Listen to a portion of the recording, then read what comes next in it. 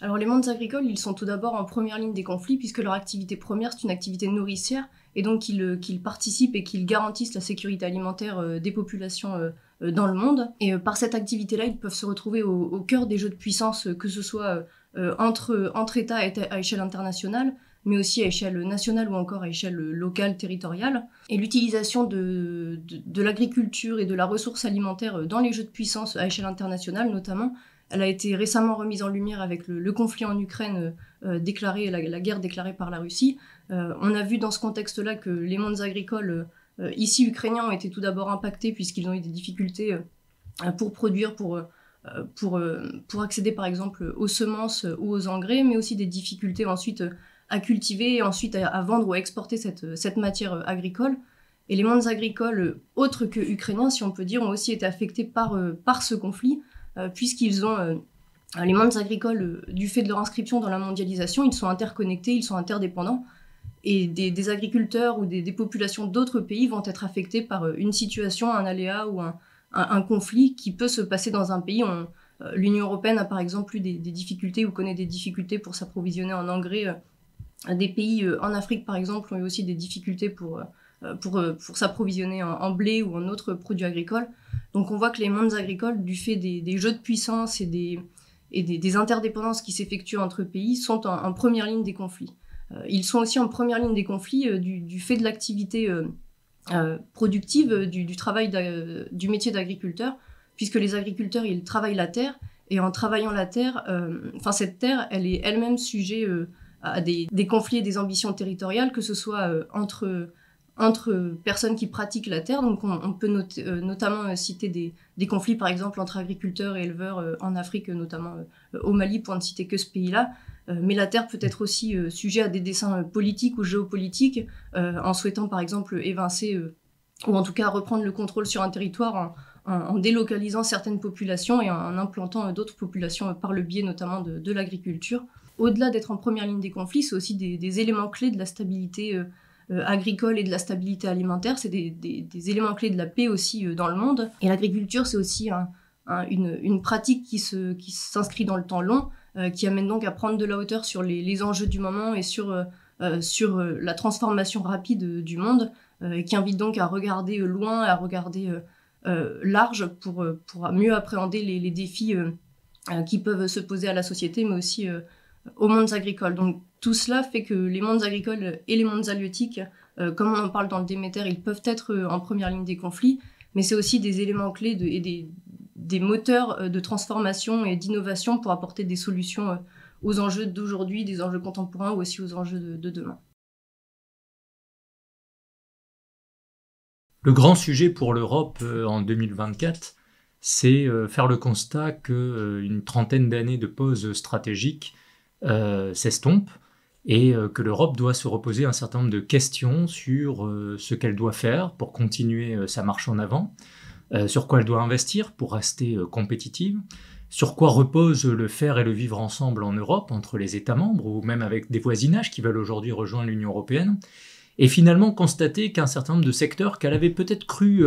non pas abandonnés, mais en tout cas on a vu que l'industrie, l'agriculture n'étaient pas forcément en première ligne d'une Europe se récitant au futur quand on est rentré dans ce XXIe siècle. Et en fait le constat aujourd'hui, c'est que l'Europe ne peut pas abandonner ces secteurs-là. Elle a besoin de produire sur son sol, elle a besoin d'être forte sur la base de la sécurité humaine. C'est aussi pour ça qu'il faut toujours rappeler que l'agriculture, c'est le sujet non pas des agriculteurs, c'est le sujet de tout à chacun, c'est l'affaire de tous au quotidien, c'est l'acte alimentaire.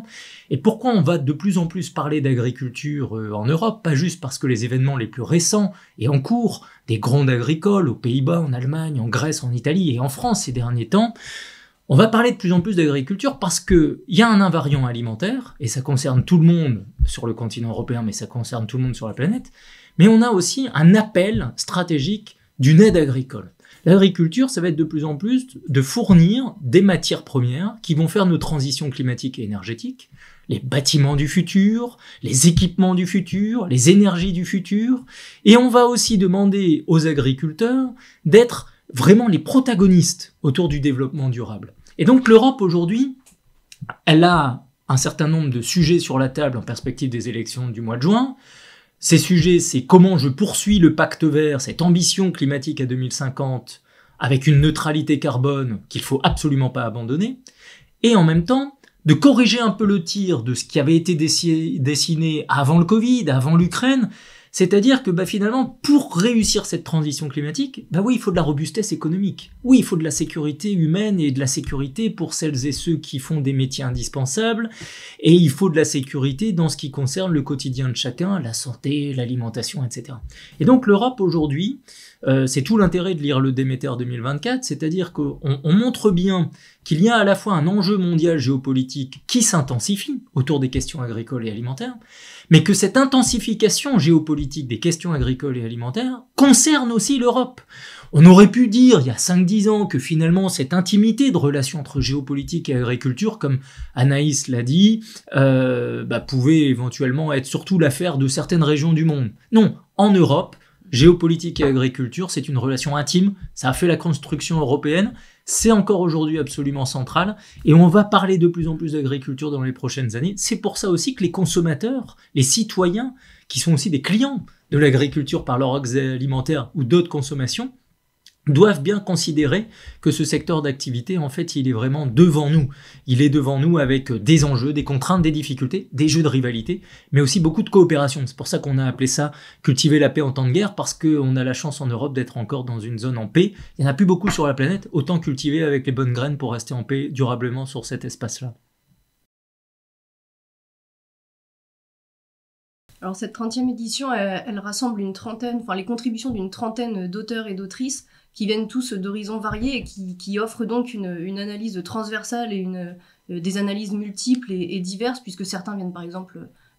d'institutions, d'autres du monde professionnel ou d'organismes privés. Donc cette vue d'ensemble, elle permet d'aborder les enjeux agricoles et alimentaires en Europe, en France ou dans le monde à travers des points de vue très variés. Dans le Déméter 2024, on s'attache par exemple à traiter des nouveaux équilibres de puissance dans le monde, en traitant notamment de la stratégie China First, qui est mise en place par le gouvernement chinois, mais aussi on traite les enjeux qui touchent les systèmes alimentaires en lien avec les nouvelles fragmentations de polarité de puissance et les nouveaux jeux de puissance qui s'établissent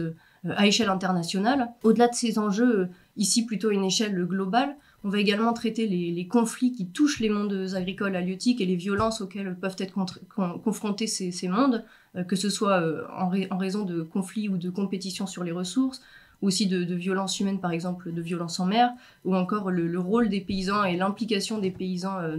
dans la guerre ou avec la guerre. Et en plus de ces sujets-là, on va également essayer de voir, ou en tout cas de décrypter quels sont ou quels peuvent être les conflits du futur pour produire. On s'intéresse par exemple au triptyque eau, sol et agriculture et à une manière de gérer durablement ces trois ressources pour garantir la sécurité alimentaire du plus grand nombre, tout en produisant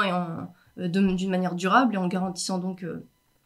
les enjeux de durabilité. Et on va également proposer dans le Déméter 2024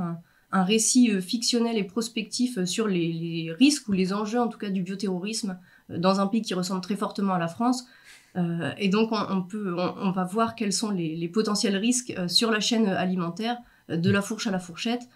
que ce soit en France ou aussi applicable dans d'autres pays, puisque ces risques croient et peuvent être amenés à croître dans le contexte actuel. Malgré que le fait que l'ouvrage il porte sur des sujets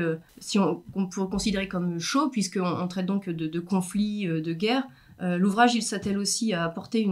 des éléments d'optimisme et à cultiver de l'optimisme en traitant notamment de projets ou de coopérations qui pourraient être développés pour apporter des solutions aujourd'hui et demain aux enjeux des mondes agricoles, mais pas que. On va par exemple traiter pour cela des dynamiques entrepreneuriales en Afrique, et donc de l'entrepreneuriat agricole et alimentaire qui se développe sur ce continent. Mais on va aussi traiter par exemple du biomimétisme qui permet donc de s'inspirer des solutions de la nature pour en tout cas créer ou développer des solutions pour les mondes agricoles, mais pas que. On va aussi s'intéresser à deux pays comme le Bhoutan et le Costa Rica qui, eux, ont fait le choix de politiques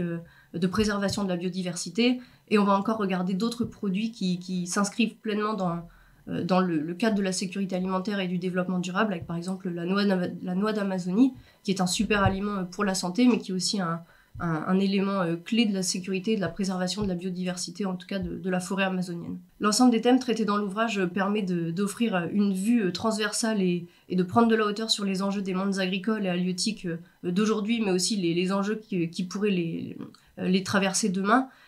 Et avec la pluralité des regards, on offre une vue à échelle mondiale, mais aussi à échelle de l'Union européenne, comme le disait Sébastien, et aussi à l'échelle de la France. Et on essaye donc, dans le Déméter, de combiner des analyses pour apporter des clés de réflexion sur les enjeux actuels et les enjeux de demain pour garantir la sécurité alimentaire collective.